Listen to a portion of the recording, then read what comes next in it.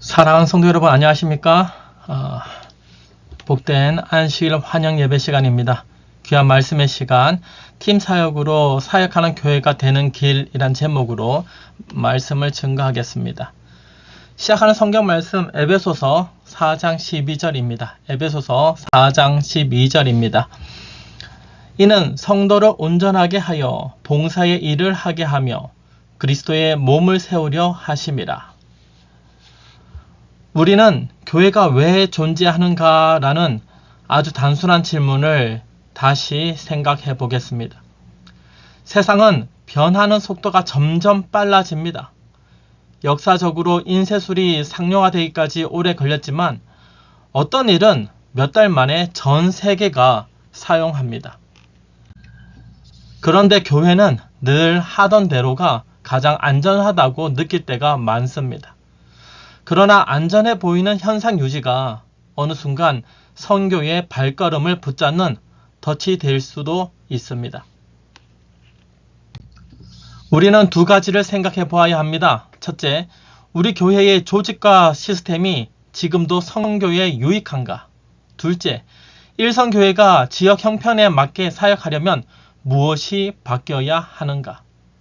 그리고 우리 모두 다 같이 주님 앞에 이렇게 묻게 되기를 바랍니다.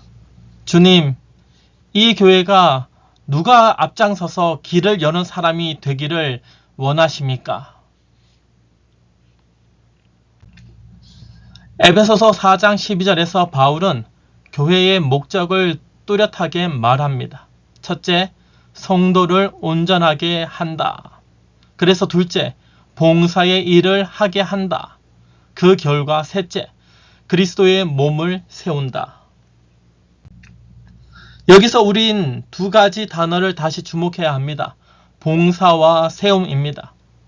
봉사, 곧 사역은 구경하는 신앙이 아니라 참여하는 신앙입니다. 세운다는 것은 곧 건축, 그대로 두는 것이 아니라 자라게 하는 구조입니다. 하나님은 교회를 예배 참석자들의 모임으로만 두지 않으셨습니다. 사역하는 몸으로 부르셨습니다. 교회는 항상 스스로에게 물어야 합니다. 우리가 가진 시스템이 성도를 봉사의 자리로 보내는가? 아니면 붙잡아 두는가? 성도 여러분, 우리 재림교회는 대의제를 통해 세계교회가 하나의 방향으로 선교하도록 사명을 다해 왔습니다. 그러나 어떤 조직이든 커지면은 부작용이 생깁니다. 시간이 지나면 교회가 조직을 위해 존재하는지, 조직이 교회를 위해 존재하는지 헷갈릴 수 있습니다. 여기서 중요한 것은 교회 조직의 유일한 평가 기준은 선교에 얼마나 효과적으로 기여하는가입니다. 조직이 선교를 돕지 못하고 장애가 된다면 사랑으로 그러나 담대하게 점검하고 조정해야 합니다. 사랑하는 성도 여러분, 우리는 선교의 최전선에 서 있습니다. 우리가 서 있는 일선이 살아야 합니다. 왜냐하면 복음은 몇몇의 회의실에서만 퍼지지 않고 이웃과 함께 어우러지는 현장에서 퍼지기 때문입니다. 세상의 조직도 변화를 겪습니다. 어떤 지역은 팀제 도입으로 관행을 깨고 성과를 냈습니다. 핵심은 도장 찍는 행정이 아니라 현장에서 일하는 구조로 바뀌었다는 것입니다. 교회도 마찬가지입니다. 교회의 직원회가 관리회의가 아니라 관리회의가 되면은 교회는 점점 현상 유지만 하게 됩니다. 그러나 이 교회의 직원회가 관리회의가 아니라 사역을 움직이는 회의가 되면은 교회는 성장 의지를 품게 됩니다. 변화는 속도가 중요합니다. 너무 빠르면 저항이 크고 너무 느리면 지칩니다. 특히 고령 성도 중심, 전통을 중시하는 교회, 교인 수가 많아 의견이 다양한 교회는 시간이 더 걸립니다. 우리 교회는 적은 수지만은 평균 연령이 높은 편입니다. 그러므로 한 번에 뒤집기가 아니라, 한 번에 뭔가 크게 변하는 것이 아니라 합의 가능한 평균 속도로 가야 합니다. 관리 중심 직원회가 아니라 사역팀 중심 직원회로 우리가 옮겨가야 된다는 것입니다. 이러한 이동은 체면이 아니라 선교 효율의 문제입니다. 사역팀을 4그룹으로 묶어서 교회의 중심 4부서가 각각 책임을 지는 방식이 제시됩니다. 선교그룹, 대외적이며 선교부가 관장합니다. 양육그룹, 대내적이며 안식일 학교가 관장합니다. 관리그룹, 행정사랑관리에 해당되며 서기부가 관장합니다. 후원그룹, 재정이나 기도에 해당되며 기도를 후원하는 그런 것에 해당되며 재무부가 관장합니다. 이러한 구조가 왜 중요한가? 누가 뭘 하든지 각자 흩어져서 하는 것이 아니라 파라솔 아래로 모여서 연결시키기 때문입니다. 팀은 많아질수록 혼란이 아니라 잘 묶으면은 연결에 힘이 되는 것입니다. 그리고 이상적인 비율로 제시된 방향도 있습니다. 외부 지향을 살리려면 선교, 양육, 관리, 후원이 4대, 3대, 2대 1로 점차 옮겨가야 합니다. 처음에는 2.5, 2.5, 2.5 똑같이 가든지 혹은 어느 부서가 좀 더 클지 몰라도 외부 지향으로 살리려면 선교가 4, 양육이 3, 관리가 2, 후원이 1로 점차 옮겨가야 한다는 것입니다. 처음부터 완벽할 필요는 없습니다. 다만 방향은 분명해야 합니다. 우리가 사역팀으로 전환하기에 있어서 지금부터 가장 현실적인 걸림돌이 나옵니다. 그러면 합회 행사에는 누가 참석하는가 입니다. 합회에서 여러가지 이 지역교를 위해서 사업을 할 때에 여러가지 강습회나 기타 등등 많이 있습니다. 그런 곳에 누가 참석하는가? 답은 의외로 간단합니다. 담당자 한 명이 참석하는 것이 아니라 관련 사역팀 리더와 팀원들이 함께 참석하면 됩니다. 그러면 강습회가 좋은 말씀을 듣고 가는 자리가 아니라 현장에서 바로 적용하는 훈련이 된다는 것입니다. 또한 기존 부서들을 3가지 유형으로 나누어 조정할 수 있습니다. 바로 즉시 전환 가능한 부서, 그리고 세분화, 수정이 필요한 부서, 통폐합이 필요한 부서, 이렇게 나눌 수 있습니다. 바로 전환 가능한 부서는 성경통신학교, 청년 어린이 관련된 부서 등이 있을 것입니다. 세분화, 수정이 필요한 부서는 도로가회, 보건구호 등이 있을 것입니다. 통폐합이 필요한 부서는 청지기, 신탁통합, 홍보, 영상, 이와 같은 부서가 있다는 것입니다. 1인 부장체제는 한 해를 치르는 구조가 되기 쉽습니다. 한 사람이 아프거나 혹은 무슨 일이 생겨서 그 일을 못하게 되면은 마음이 급하고 일을 못하게 돼서 무겁고 그렇게 되기 쉽다는 것입니다. 지쳐버릴 수도 있습니다. 어떻게든 이것을 치러서 맞춰내는 것이 목표가 될 수도 있습니다. 그러나 사역팀은 확장이 가능합니다. 특히 우리 교회처럼 인원이 많지 않은 교회는 직분 채우기가 늘 부담이 됩니다. 연말이 되면은 새로운 교회 직원을 선출하게 되고 그 직원들은 사람이 없는 가운데 어쩔 수 없이 마지못해 하게 되는 그런 무거운 마음을 가지는 부담이 된다는 것입니다. 그러나 팀으로 가면은 훈련받은 리더 중심으로 더 실제적인 사역이 가능해진다는 것입니다. 우리 교회의 상황을 잠깐 생각해 보면은 새 사역을 개발할 때 최우선은 지역사회의 필요입니다. 우리 교회가 아무리 작아도 이 동네, 이 지역을 위해서 이 지역에 필요한 것이 무엇인지 확인하고 행할 수 있다는 것입니다. 그리고 수용성은 호감에서 올라가고 호감은 필요를 채워주는 사랑에서 열립니다. 여러분, 사하구, 특별히 우리 장림과 다대 지역은 무엇을 하고 있습니까? 각각의 지자체에서 주민들이 참여할 수 있는 프로그램을 운영하고 있습니다. 그것은 이미 지역은 배움, 취미, 돌봄, 공동체 프로그램으로 사람들을 모으고 있다는 뜻입니다. 교회가 이 흐름을 무시하면은 분명 우리는 우리끼리만 됩니다. 이미 우리끼리만 된 것이 아닌가 심히 염려되기도 합니다. 반대로 이 흐름을 이해하고 우리에게 허락된 은사와 자원을 맞추면 복음의 접촉점이 열립니다. 우리 교회가 현실적으로 시작할 수 있는 지역 필요 기반 사역을 어떠한 것이 있는지 한번 생각해 보면 좋겠습니다. 지금 얘기 드리는 것은 이와 같은 것을 생각할 수 있다는 것입니다. 가장 먼저 선교 그룹, 선교부에서 관장합니다. 예로 오래전에 우리가 많이 하셨을 것입니다. 교회에서 채식 요리, 건강, 소그룹형 공개 강좌 등을 해왔었습니다. 지금 큰 교회에서도 우리 재림교회에서 큰 교회라고 할 수 있는 곳에서도 이와 같은 것을 하지요.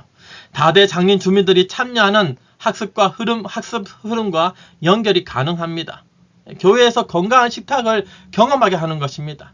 아마 이와 같은 것은 예전에 다 해보셨으리라 생각됩니다. 독거 어르신 돌봄, 연계도 오래전에 지역 프로그램 참여 어르신들과 연결된 필요를 파악해서 방문을 하거나 말벗이 되거나 기초 지원을 팀으로 하셨을 것입니다. 그 외에 또 어떤 것이 있는지 우리가 생각해 볼 필요가 있습니다. 오래전 것을 다시 도전해도 괜찮고 새로운 것을 찾아도 괜찮습니다.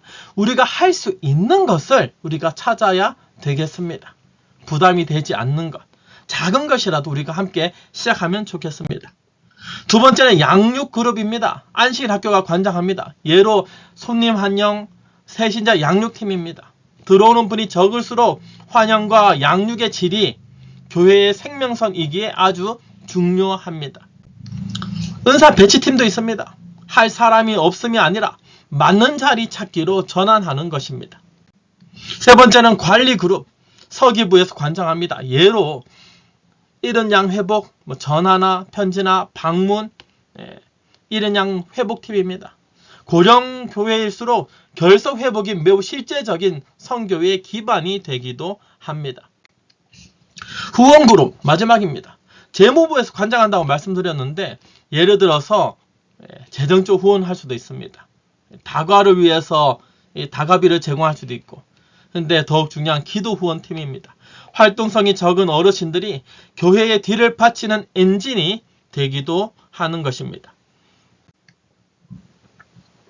성도 여러분, 우리가 기억할 것은 처음부터 많은 사역을 버리지 말고 가장 필요하고 가장 잘할 수 있는 것 한두 개부터 시작해야 한다는 것입니다. 작은 교회가 과욕을 내면은 결국 아무것도 지속하지 못합니다. 조직의 변화를 통한 새로운 부흥을 맞이할 수 있습니다. 이것은 분명합니다. 어떤 지휘자는 악기 배치를 바꿔서 오히려 각 악기의 소리를 더 선명하게 들리게 만들 수 있습니다. 낯설었지만 음악은 새로워질 수 있습니다. 교회도 그와 같이 우리가 바꾸려는 것은 믿음이 아니라 사역이 살아나도록 돕는 배치입니다. 목적은 단 하나입니다. 모든 성도가 사역에 동참해서 예수님께서 맡기신 지상명령을 더 효율적으로 이루는 것입니다. 사랑하는 성도 여러분, 예배만 드리면은 신앙의 의무를 다한 것처럼 느끼는 시대가 되어버렸습니다. 왜 그렇게 되었는지 우리는 잘 알지 못합니다. 그러나 세상에 파고들면은 이유는 분명합니다. 우리가 왜 그런지도 잘 설명은 못하겠지만은 대략 스스로 깨달을 수 있습니다. 이렇게 된 것을 우리가 비난하는 것은 아닙니다. 한탄하는 것도 아닙니다. 그러나 분명한 것은 사역이 살아나면 예배도 살아난다는 것입니다. 성도가 움직이면 교회가 숨을 쉰다는 것입니다. 그렇기 때문에 누가 앞장서서 새로운 길을 여는 패스파인더, 곧 선구자가 될 수 있겠는가입니다. 목사 한 사람이 아니라 훈련된 사역팀 리더들과 성도 전체가 함께 길을 여는 것입니다. 어느 교회가 직분 채우기로 한 해를 시작했습니다. 매년 반복되니 전화 받는 성도님도 부담되고 부탁을 하는 사람도 부담이 됩니다. 결국 어쩔 수 없이 맡게 되고 그럭저럭 끝나는 경우가 허다합니다. 그런데 어느 해 그 교회가 질문을 바꿨습니다. 올해 우리 지역에서 가장 절실한 필요는 무엇인가? 그리고 그 일을 책임질 리더를 먼저 세우고 훈련하고 팀을 만들었습니다. 그 해부터 직원의 안건이 달라졌습니다. 행사 보고가 아니라 사역 개입과 협력과 열매가 중심이 되었습니다. 성도들은 끌려가는 일이 아니라 내가 참여하는 사명으로 경험했습니다. 성경에도 이와 같은 일이 있었습니다. 사도행전 교회는 필요가 생길 때 사람을 세우고 역할을 나누고 말씀과 기도에 집중하면서 실제 필요를 놓치지 않았습니다. 핵심은 조직이 목적이 아니라 복음이 목적이라는 것입니다. 그리고 오늘 우리 지역도 이미 사람들을 모으는 각 지자체에서 만든 프로그램의 장이 열려 있습니다. 교회는 이 현실을 볼 때마다 물어야 합니다. 그러면 우리가 줄 수 있는 복음의 접촉점은 무엇인가? 오늘 우리에게 요구되는 결단은 크지 않습니다. 그러나 분명해야 합니다.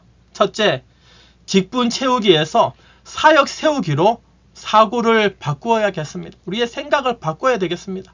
올해 무엇을 하실래요가 아니라 주님이 우리 지역에 맡기신 필요는 무엇이고 누가 훈련받아 이 사역을 이끌겠습니까로 우리가 기도해야 합니다. 두 번째는 이번에 온전한 한계 사역팀만이라도 실제로 세워져서 기도 후원팀 혹은 이른 양 회복팀 혹은 걷기 동행팀처럼 고령 성도 중심의 우리 교회가 지속 가능하고 즉시 시작 가능한 사역부터 시작하면 좋겠습니다. 지금 하시고 있는 사역에 우리끼리가 아니라 이웃을 초청하면 좋겠습니다. 그리고 반복된 교류 속에서 하나님 앞으로 초청해야 되겠습니다. 바로 초청하자는 것이 아니라 때가 찼을 때에 미리 우리가 준비를 해서 초청하면 좋겠습니다. 사랑하는 성도 여러분, 십자가의 복음은 우리를 용서받은 예배자로만 세우지 않았습니다. 보냄받은 사역자로 우리를 세웁니다. 그리고 재림의 소망은 우리를 잠재우지 않고 깨어 움직이게 합니다. 주께서 오늘도 말씀하십니다. 성도를 온전하게 하여 봉사의 일을 하게 하라. 이 길을 함께 열어 복음의 일선이 살아나고 교회가 살아나고 성교가 살아나는 우리 교회가 되기 바라며 우리 모든 주의 백성이 되기 바라며 이 시간 말씀을 줄이겠습니다.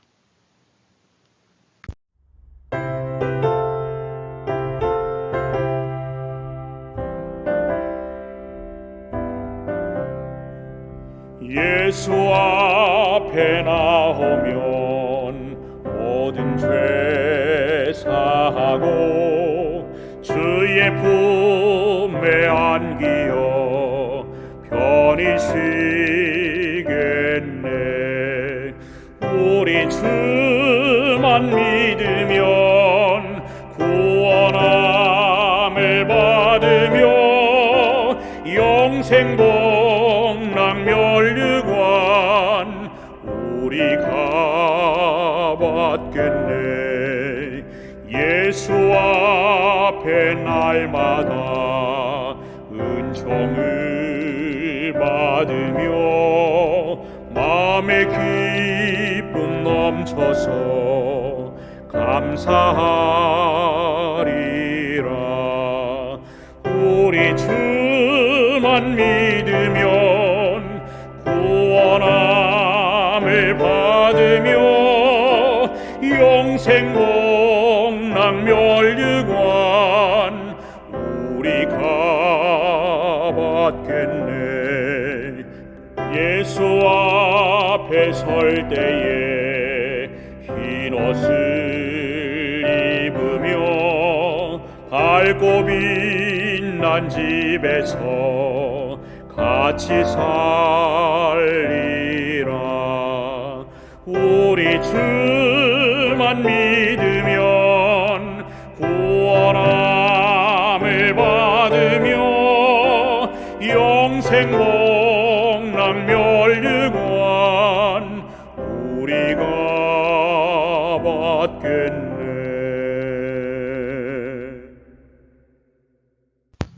하나님 아버지, 우리를 교회로 불러주셔서 감사합니다.